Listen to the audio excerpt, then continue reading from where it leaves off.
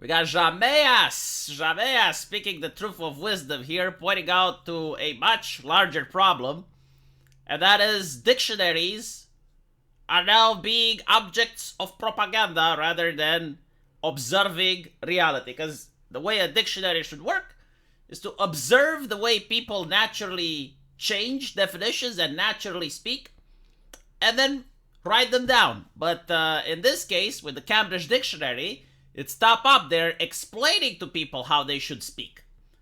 So in this situation, you have the noun of female, which according to Cambridge Dictionary is saying that except in scientific writing, most people find the usage of female offensive. Most people. I would love to see how they came up to that conclusion. I would really enjoy seeing how they managed to, because, okay, not even that. I dare you to come to Romania and find a single person, just one, that finds female offensive. I will pay you money, all right? Like, if you manage to do this. Even if you go to California or you go to Portland, I am willing to bet that most people do not find the usage of female offensive. You know what is offensive, though? When you actually change the word female with birthing people. Like, imagine you go to your mother, unironically, and you say, hey, birthing person, how was your day?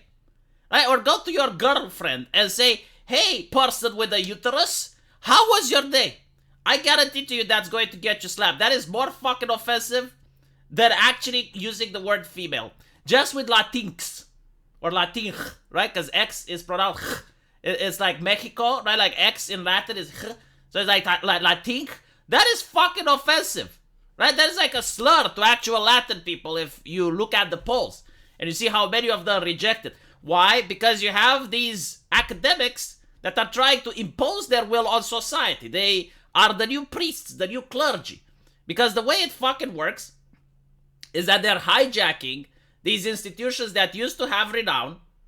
Like Herbert Marcursa likes to say, you do have a power difference when you argue with the FBI, for example. So, if the FBI does something, and you have an article in the press that cherishes what the FBI does, and then you have another article in the press that disavows what the FBI does, it's still not equal. Why?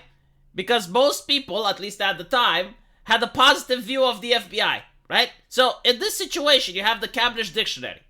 Even if you have like many videos like myself that are making fun of what they're doing, and then you have other people that are saying, no, the Cambridge Dictionary is led by a team of experts. They know what they're doing, right? Even if you have like both sides of the argument, the Cambridge Dictionary prevails simply because most people that aren't into politics and they don't know this shit, they believe that the Cambridge Dictionary is an institution that is doing its purpose. It's doing what it set out to achieve. To look at the way human language works and to write it down. But they're not doing that anymore. They're doing the opposite. Now this particular definition is just one example. They have done the same. I mean, other online dictionaries have done the same. During the pandemic, they changed many definitions. They changed the definition of a pandemic. They changed the definition of a vaccine. They changed the definition of herd immunity. Right? You could see that in real fucking time because it was on the internet. During the Amy Coney Barrett hearings in the United States, where a Catholic lady was nominated on the Supreme Court, she said the word sexual preference, and immediately the liberal media attacked her, calling her homophobic, because it's not preference and you're supposed to say orientation.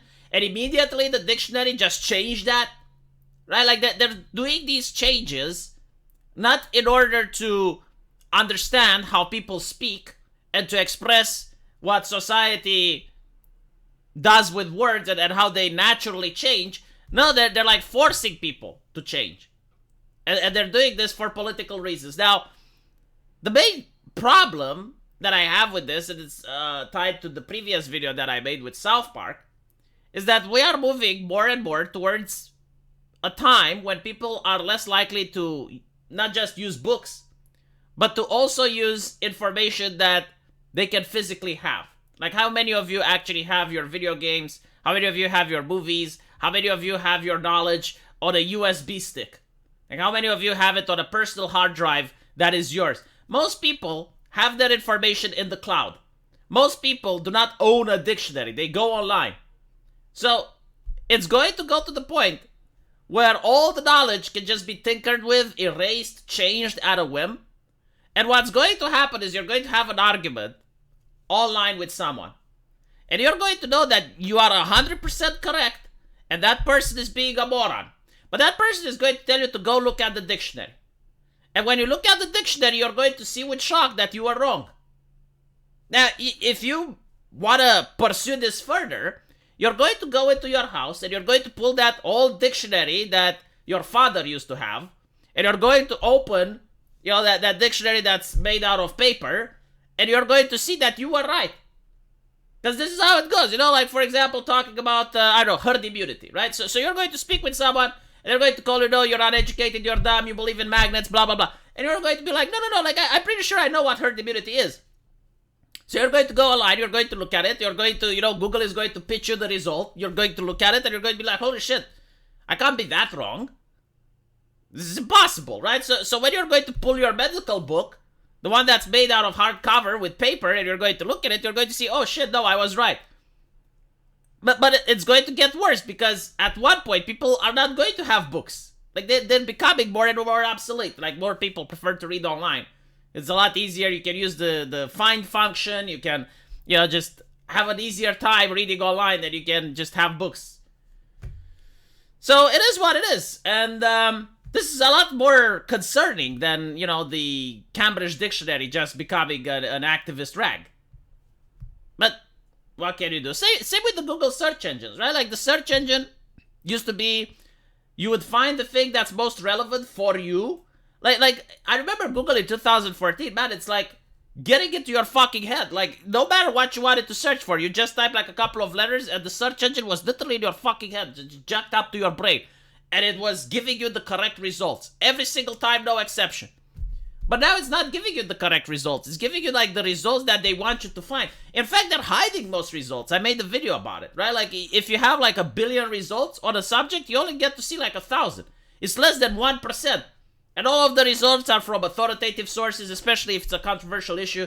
Like, you're going to see that everyone agrees, that there is no dissent, there is nothing.